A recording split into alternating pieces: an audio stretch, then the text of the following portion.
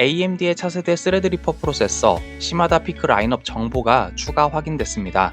예전에 스레드리퍼 9975WX와 9965WX의 정보를 X에서 공개했던 팁스터 에버레스트는 이번에도 화물 운송 목록 취합 사이트에서 추가 확인된 9000WX 시리즈 정보를 공유했습니다. 이에 따르면 새롭게 확인된 스레드리퍼 프로세서는 9985WX와 9955WX, 9945WX 3종인데요. 9985WX는 64코어 프로세서고 9955WX는 16코어, 9945WX는 12코어 프로세서라고 합니다.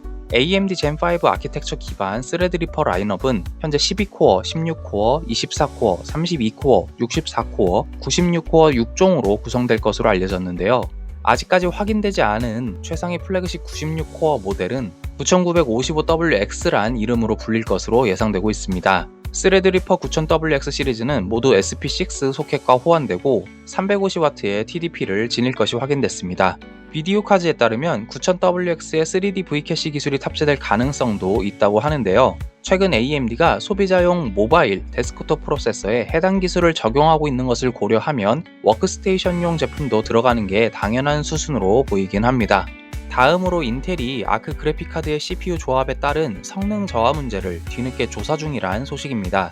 3달 전 하드웨어 언박스드는 인텔 아크 B580이 라이젠 2600, 5600 또는 인텔 i5 9600K와 같은 구형 프로세서와 결합된 시스템에서 9800X3D와 같은 고성능 프로세서 대비 성능이 지나치게 많이 저하된다는 테스트 결과를 공개한 바 있습니다. CPU 성능 부족 때문에 GPU의 오버헤드, 즉 소위 말하는 병목 현상이 발생하는 건 당연한 일입니다. 하지만 그 성능 격차가 타사 그래픽 카드 대비 커서 워해븐 40000 스페이스 마린 2 플레이시 RTX 4060이 구형 프로세서에서 30%가량 성능이 떨어질 때 아크 B580은 50%, 즉 성능이 반토막 나는 모습을 보여줬습니다.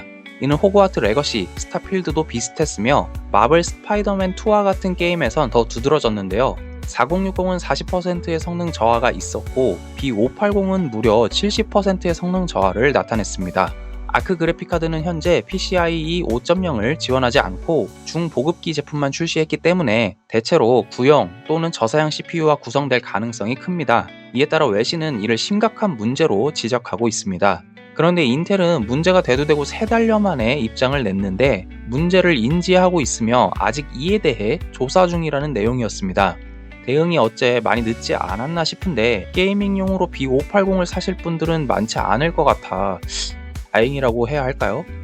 이어서 엔비디아 최신 드라이버 576.02가 여전히 안정성에 문제가 있다는 소식입니다.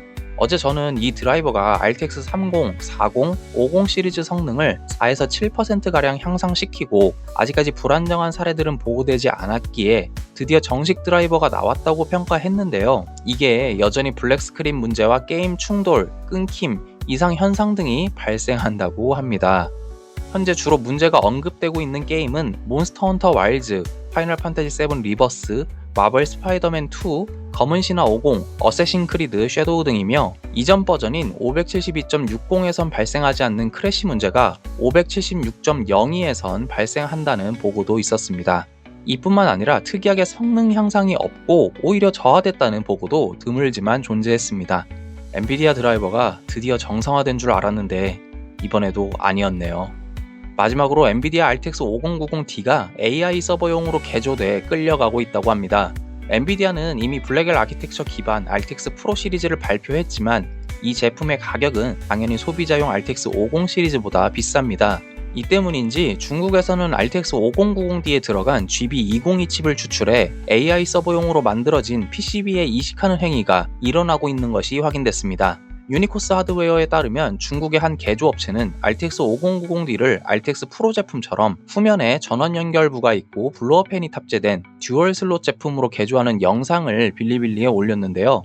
RTX 5090D GB202 칩과 GDDR7 32GB 메모리, PCIe 5.0 X16 인터페이스는 그대로 유지된다고 합니다. 영상은 현재 알 수 없는 이유로 삭제된 상태이나 관련 스크린샷과 정보들은 공유돼 남아 있습니다. 어쨌든 이렇게 되면 고사양 GPU 수출이 막힌 중국 내에선 AI 연구용으로 꽤 수요가 높을 것 같은데요. 반대로 중국 게이머들에겐 재앙 같은 소식이라고 할 수 있습니다. 안 그래도 물량 없다고 한국, 일본, 대만의 그래픽카드를 긁어가고 있었는데 앞으로 RTX 5090 품귀가 이보다 더 심해질 가능성이 커 보입니다. 여기까지 IT주의 이주였습니다.